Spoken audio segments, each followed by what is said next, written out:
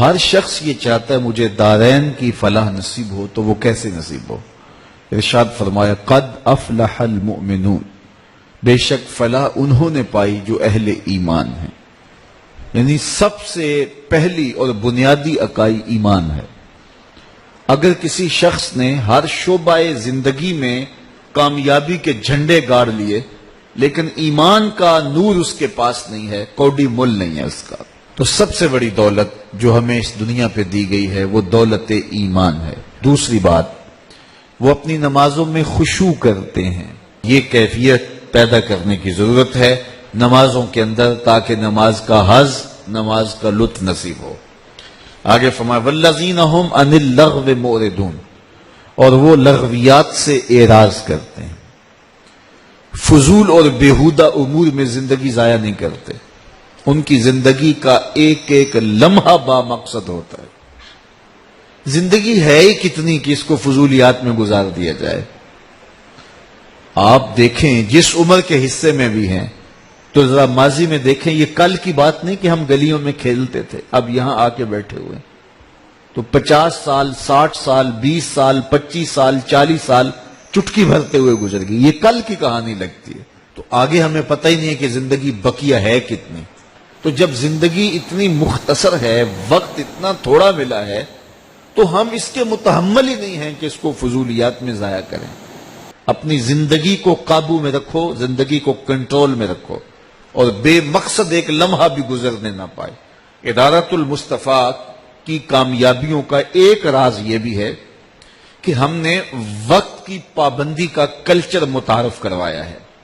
ہمارے جلسے 1.5 گھنٹے سے 2 گھنٹے سے زائد نہیں ہوتے ہیں، بڑی کانفرنس جو وہ بھی 3 گھنٹے سے زائد نہیں ہوتی ہیں۔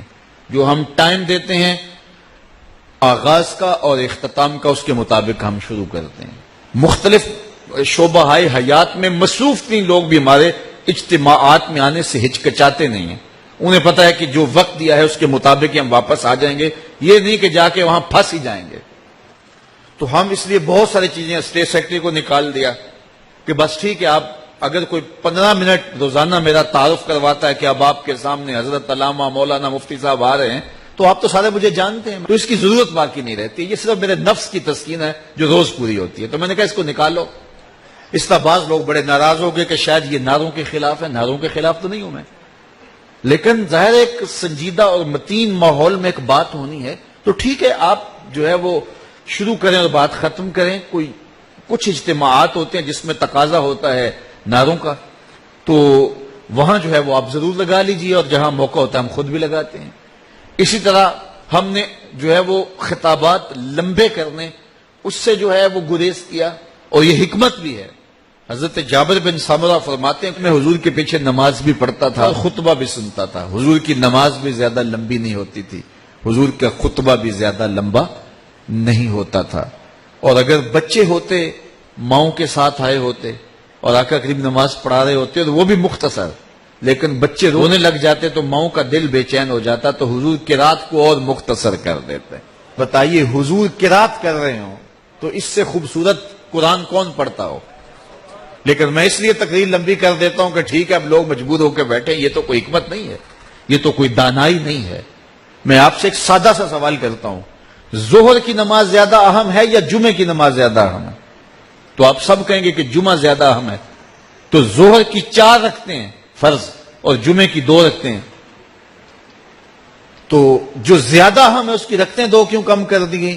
چونکہ ساتھ خطبہ شامل ہو گیا تھا، 2 رکھتے کم کر دی گئی۔ تو وقت کی قدر کیجئے، وقت کی اہمیت کو سمجھیے، اور لوگوں کے خیالات کا، جذبات کا اور لوگوں کے مزاج کا ضرور خیال رکھیے۔ اور اگر کوئی یہ خیال نہیں رکھتا وہ دین کی حکمت سے ہی نہ آشنا ہے، دین کی حکمت سے ہی جو ہے وہ آگاہ نہیں ہے۔ تو فرمایا اگلی بات والذین ھم للزکاۃ فاعلون، اور وہ زکوٰۃ دینے کے عمل کو ادا کرتے ہیں۔ زکوٰۃ کوئی مال کا بہت حصہ نہیں ہے کہ جس کو نکالنا پڑتا ہے، یہ 40واں حصہ ہے۔ تو 40واں حصہ اللہ کی راہ میں دینے سے مال پاک ہو جاتا ہے۔ تو اپنے اموال کی زکوٰۃ دے کر کے اپنے مال کو پاک کیجئے اور نفلی صدقہ جات بھی ادا کیجئے۔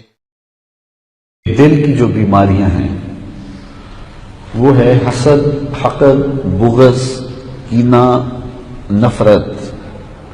یہ دل کی بیماریاں ہیں. اور دماغ کی بیماریاں ہیں غرور، تکبر، تفوق اور جو ہے وہ ریا. یہ بڑی باریک بیماریاں ہیں اور اللہ معاف کرے ہم میں سے کثرت کے ساتھ لوگ ان بیماریوں کا شکار ہوتے رہتے ہیں. اور یہ ایسی بیماریاں ہیں جو کسی کا تو کچھ نہیں بگاڑتی، اپنا چین، اپنا قرار لٹ جاتا ہے اور اپنی زندگی کا سکون برباد کر بیٹھتا ہے. کیوں یہ بیماریاں دنیا کی زندگی کو بھی تلخ کرتی ہیں اور انسان کی باطنی زندگی کو بھی برباد کر دیتی ہیں. یہ اس کی دونوں زندگیوں کے لیے بربادی کا سبب ہے. اللہ نے آپ کو عزت دی ہے تو اگر میں اس سے حسد کرنے لگ جاؤں گا تو کیا میرے دل کا وہ حسد یا آپ سے بغض آپ کی عزت کو، آپ کی دولت کو، آپ کی شہرت کو چھین لے گا؟ نہیں چھین لے گا. آپ کو تو کوئی فرق نہیں پڑتا. ہاں یہ ہے کہ میرے حسد کی کہانی آپ تک پہنچ جائے تو آپ پریشان ہو جائیں گے کہ یار اس شخص کے بارے میں تو ہمارا بڑا اچھا نظریہ تھا، یہ اتنا غلط آدمی ہے. تو اس سے آپ کو ایک تکلیف ہوگی وقتی طور پہ، پھر آپ اس سے گزر جائیں گے.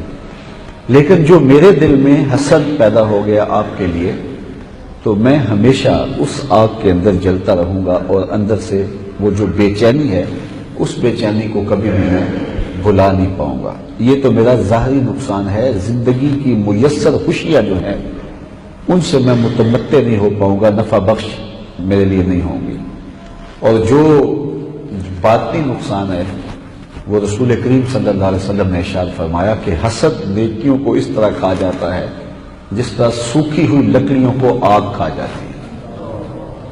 تو یہ ویسے کہی ہوئی بات نہیں ہے، یہ حقیقت میں نفس الامر میں ایسا ہی ہے کہ حاسد کی نیکیاں محسود کے نامہ اعمال میں درج کر دی جاتی ہیں. اور یہ کتنا بڑا اس کا نقصان ہے. اسی طرح بغض ہے، اگر میں کسی کا بغض اپنے سینے میں پال لیتا ہوں تو اس کا کیا بگڑتا ہے اس سے. اور میں ہر وقت بے چینی میں ہوں، ہر وقت اضطراب میں ہوں، اس لیے کہ میں اس بیماری میں مبتلا ہو گیا ہوں. اور اس کا روحانی نقصان کیا ہے کہ اللہ تعالیٰ کی نظر رحمت سے محروم کر دیا گیا. اگر میرے سینے میں کسی کا بغض ہے تو یہ اس کا روحانی نقصان مجھے اٹھانا پڑے گا، آپ کو اٹھانا پڑے گا. تو جب دل مصفا ہوتے ہیں، دل پاک ہوتے ہیں، دل ستھرے ہوتے ہیں تو پھر رب کی رحمتوں کا نزول ہوتا ہے. تو ہمارے قلوب کا تزکیہ ہونا چاہیے اور ہم تنہائی میں بیٹھ کے جائزہ لیا کریں کہ ہمارے دل میں کسی مومن کا بغض تو نہیں ہے. یار کوئی برا بھی ہوگا، اچھا نہیں بھی ہے تو یہ عمل اس کا اس کے ساتھ ہے، میں اپنے دل میں بغض کیوں پالتا پھروں. تو ہم اپنے دل کا جائزہ لیں، اپنے دل پہ غور کریں، اپنے دل پہ تدبر کریں. حضرت باجید بستامی علیہ رحمہ فرماتے ہیں میں 10 سال تک دل کے دروازے پہ بیٹھا رہا اور میں نے اپنے دل میں غلط بات نہیں جانے دی. کہا پھر 10 سال میرے دل نے میرا خیال رکھا اور کہا اب 20 سال ہو گئے ہیں، دل کو میری خبر نہیں، مجھے دل کی خبر نہیں. وہ اپنے کام میں لگا ہے، میں اپنے کام میں لگا.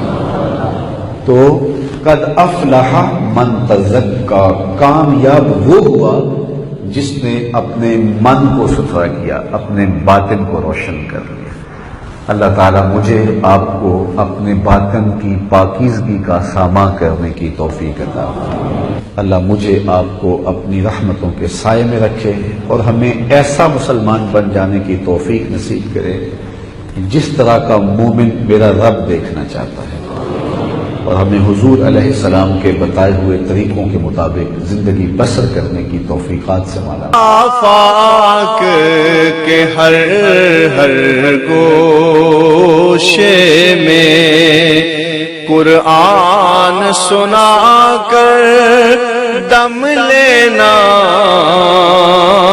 اب رکنا نہیں، اب تھمنا نہیں. فردوس میں جا کر دم لینا،